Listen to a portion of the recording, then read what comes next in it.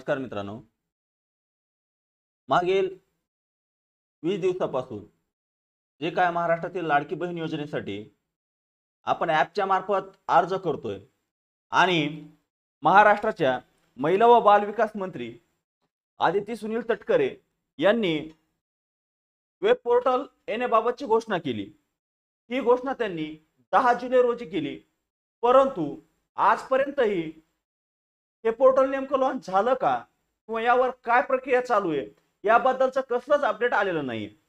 आता जे काय अर्जदार महिला असतील किंवा जे सीएससी केंद्र चालक असतील, अंगणवाडी सेविका असतील, ग्रामसेवक, जे काय अर्ज करणारी मंडळी आहे, जे काय अर्ज करणारे व्यक्ती आहेत, त्या व्यक्तींना सर्वांना हे पोर्टल कधी येतं याबाबतची चाहूल लागली होती, परंतु अजून तरी याबाबतचं पोर्टल लॉन्च झालेलं नाहीये। आता बऱ्याच जणांच्या कमेंट होत्या, बऱ्याच जणांचे कॉल आले होते की मुख्यमंत्री माझी लाडकी बहीण योजनेचं ऑफिशियल पोर्टल कोणचं आहे किंवा ऑफिशियल वेबसाईट कोणची आहे त्याबद्दलची माहिती द्या। त्यामुळे हा व्हिडिओ मी बनवून टाकतोय। या व्हिडिओच्या माध्यमातून आपल्याला मी विनंती करतो की असं माझी लाडकी बहीण योजनेअंतर्गत अर्ज करण्यासाठी अजून तरी पोर्टल उपलब्ध झालेलं नाहीये, परंतु अर्ज कसा करायचा याबद्दलचा व्हिडिओ आपण याआधीही अपलोड केलेला आहे आणि आजच्या व्हिडिओमध्ये अर्ज कसा करायचा याबद्दलची माहिती मी देतो। सद्यस्थितीमध्ये जे काय ॲपच्या माध्यमातून आपण अर्ज करताय तो अर्ज अतिशय चांगल्या पद्धतीने चालतो। थोडं 10-5 मिनिटं तुम्हाला वेळ जाऊ शकतो, परंतु आपला अर्ज सहज आणि सोप्या पद्धतीने ॲपच्या माध्यमातूनच आपण सबमिट करू शकताय। ज्या काय महिला किंवा लाभार्थी महिला अर्ज करायचे बाकी असतील त्या महिलांनी आपला अर्ज मोबाईल ॲपच्या माध्यमातूनच सादर करावा। आता नेमकं मोबाईल ॲपच्या माध्यमातून अर्ज कसा सादर करायचा याबद्दलची माहिती आपल्याला या ठिकाणी देतो। आता आपल्याला आपल्या मोबाईलमध्ये आपल्याला प्ले स्टोअरवर जाऊन प्ले स्टोअरवर या ठिकाणी सर्च करा नारी शक्ती दूत हे नाव सर्च केल्यानंतर याची लिंक सुद्धा मी तुम्हाला डिस्क्रिप्शन मध्ये देतो, त्या लिंकवर जाऊन सुद्धा आपण हे ॲप घेऊ शकता। आता मी ऑलरेडी इन्स्टॉल केलं आहे आपण, जर आपण सुरुवातीला असाल तर इन्स्टॉल करा किंवा ऑलरेडी आपण इन्स्टॉल केलं असेल तर ते ॲप आपल्याला या ठिकाणी अपडेट म्हणून दाखवल। या ओपनच्या ठिकाणी आपल्याला अपडेट असा ऑप्शन येईल, ते अपडेट करून घ्या तरच आपल्याला या ठिकाणी अर्ज करता येईल। आता हे ॲप ओपन केल्यानंतर हे ॲप मध्ये आता सुरुवातीची रजिस्ट्रेशन प्रोसेस ती आहे, तुमचं नॉमिनल जे रजिस्ट्रेशन करावं लागतं त्याबद्दलचा व्हिडिओ आपण ऑलरेडी अपलोड केला आहे, तो व्हिडिओ पाहून घ्या, त्यामधून आपलं रजिस्ट्रेशन करून घ्या। आता फॉर्म भरण्याबाबतची थोडक्यात माहिती या ठिकाणी आपण देतोय। आता या ठिकाणी ज्यावेळेस आपल्याला अर्ज करायचा त्यावेळेस इथं दाखवलेलं आहे मुख्यमंत्री माझी लाडकी बहीण योजना, या पर्यायावर क्लिक करायचं।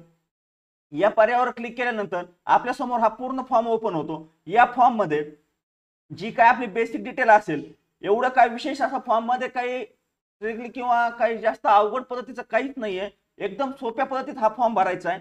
यामध्ये जे काय आपले डॉक्युमेंट असतील किंवा जे काय आपल्या कागदपत्रावर जे काय डिटेल असेल ते डिटेल या ठिकाणी फिल करायचंय। आता या ठिकाणी आधार कार्ड प्रमाणे आपलं नाव, आधार कार्डाचा पत्ता, महिलेचं लग्नापूर्वीचं नाव, आधार नंबर, गाव, ग्रामपंचायत, पिन कोड, मोबाईल नंबर, आपला आधार क्रमांक, शासनाच्या इतर विभागामार्फत राबवण्यात येणारा आर्थिक योजनेचा लाभ घेत आहात का, यस किंवा नो असा पर्याय, या ठिकाणी वैवाहिक स्थिती, त्यामध्ये तुम्ही काय विवाहित, अविवाहित, घटस्फोटित काय जे असेल ते तुम्ही त्या ठिकाणी निवडायचंय। महिलेचा जन्म परराज्यात झाला आहे का, झाला असेल तर हो, नसेल तर नाही। त्या ठिकाणी आपल्या बँकेचं नाव, जे काय आपली बँक अकाउंट आपण देणार आहे त्या बँकेचं नाव या ठिकाणी टाकायचे। खातेधारकाचं नाव म्हणजे जी काय महिला अर्ज करणारी महिला आहे त्या महिलेचं नाव या ठिकाणी टाकायचंय।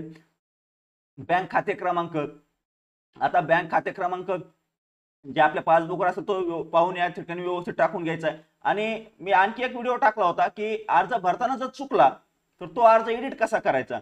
जर आपल्याकडून चूक झाली, चूक करूच नका, पण जरी झालीच तर ती चूक दुरुस्त कशी करायची याबद्दलचाही व्हिडिओ आपण अपलोड केलेला आहे, तो व्हिडिओ पाहून आपण आपल्या अर्जात जर चूक झाली असेल तर ती दुरुस्त करू शकता। आता या ठिकाणी आपला IFSC कोड, आता जे काही डॉक्युमेंट आहेत, जे आपले डॉक्युमेंट असतील, आता सुरुवातीला अर्जदाराचा फोटो मी स्वतः सांगितलं होतं आपल्याला व्हिडिओच्या माध्यमातून की फोटो घेताना लाईव्ह पद्धतीत घ्या, परंतु आता जे काय नवीन बदल झाले आणि शासनाने नवीन GR काढून त्यामध्ये नवीन सूचना दिल्या, त्या सूचनेमध्ये असं क्लिअर मेन्शन करण्यात आलं की तुम्ही पासपोर्ट फोटोचा फोटो सुद्धा काढू शकता, परंतु जर तुम्ही स्वतः अर्ज करत असाल तर पासपोर्टच्या नादी न लागता आपण आपला सेल्फी म्हणजे कॅमेरा ओपन केल्यानंतर या ठिकाणी कॅमेरा ओपन होतो, कॅमेरा ओपन झाल्यानंतर आपण या ठिकाणी फोटो घेऊ शकता। आता आपल्याला हवा असणारा फोटो ज्या पद्धतीने आपल्याला घ्यायचा आहे तो घ्या, सेल्फीच्या स्वरूपात घ्या किंवा बॅक कॅमेऱ्याने घ्या, तुम्हाला जसा घेता येईल तसा घ्या। जर व्यक्ती तुम्हाला जर नसेलच जमत तर पासपोर्ट साईज फोटो अपलोड करू शकता। आता या ठिकाणी झाल्यानंतर हे सर्व डॉक्युमेंट, आता आधार कार्ड, आता डॉक्युमेंट विषयीचं हे सगळं भरपूर वेळेस झालेलं आहे, त्यामुळे परत त्याच गोष्टी सांगण्यात अर्थ नाही। फक्त लक्षात असू द्या, जर तुम्ही अर्ज करायला असलात तर अर्ज करताना आपलं ऍप अपडेट आहे का हे चेक करा। जर आपलं ऍप अपडेट असेल तरच व्यवस्थित चालणार आहे, हे लक्षात असू द्या। कारण ऍप मध्ये जवळपास 4 ते 5 वेळेस अपडेट आलेत आजपर्यंत। जसं ऍप लॉन्च झालं, ऍप लॉन्च झाल्यापासून ऍप मध्ये आतापर्यंत 5 वेळेस अपडेट आलेत। आता त्यानंतर या ठिकाणी आपल्याला आय ऍक्सेप्ट हमीपत्रावर डिक्लेम करायचं, स्वीकारा करायचं आणि माहिती जतन करा पर्यायावर क्लिक करायचं। माहिती जतन करा पर्यायावर क्लिक केल्यानंतर फॉर्म सबमिट करा। त्या ठिकाणी आपल्याला आपण भरलेली सर्व माहिती दाखवली जाते, ती सर्व माहिती एक वेळ चेक करा, व्यवस्थित आहे का कशी पाहून घ्या। बरोबर असेल तर फॉर्म सबमिट करा बटनावर क्लिक करा। त्यानंतर आपण जो नोंदणीकृत मोबाईल नंबर दिलेला आहे त्या मोबाईल नंबरवर एक ओटीपी येतो, तो ओटीपी एंटर करा। 4 अंकी ओटीपी येतो, तो ओटीपी आल्यानंतर तो ओटीपी एंटर करा आणि तो ओटीपी एंटर केल्यानंतर अर्ज सबमिट करा। अशा पद्धतीने आपला अर्ज सादर होतो। आता आपण अर्ज केला, आपण आपला अर्ज व्यवस्थित सबमिट झाला किंवा नाही हे पाहण्यासाठी आपण या ठिकाणी केलेले अर्ज या पर्यायावर क्लिक करा। या ठिकाणी आपण जे काय अर्ज केलेले असतील ते सर्व अर्ज या ठिकाणी दाखवले जातील। आता या ठिकाणी मला वाटतं 10 नावं काहीतरी एक ठिकाणी दाखवतं एका पेजवर। आता तुमचं जर सिंगल स्वतः जर अर्ज करत असाल तर 1 किंवा 2च दाखवाल, तुम्ही जेवढे अर्ज केलेले असतील तेवढेच। अशा पद्धतीत आपला फॉर्म आपण सबमिट करू शकता। आणि महत्वाचं, आता बऱ्याच जणांची शंका होती की पोर्टल येणारच आहे, परंतु पोर्टलमुळे थांबणं किंवा अर्ज न करणं सध्या तर व्यवस्थित नाहीये। अर्ज करण्याची पद्धत एकदम सोपी आहे, सध्या ऍप व्यवस्थित चालतं। त्यामुळे ज्या काही महिला अर्ज करायच्या बाकी असतील त्या महिलांनी तात्काळ अर्ज करून घ्या, व्यवस्थित अर्ज भरा, अर्जात चूक करू नका।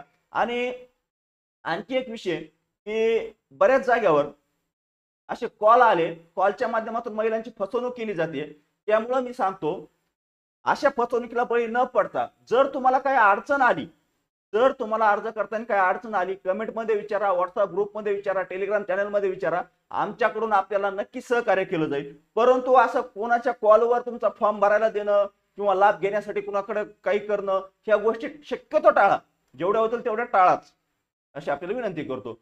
जर चॅनलवर पहिल्यांदा आला असाल तर चॅनलला सबस्क्राईब करून ठेवा।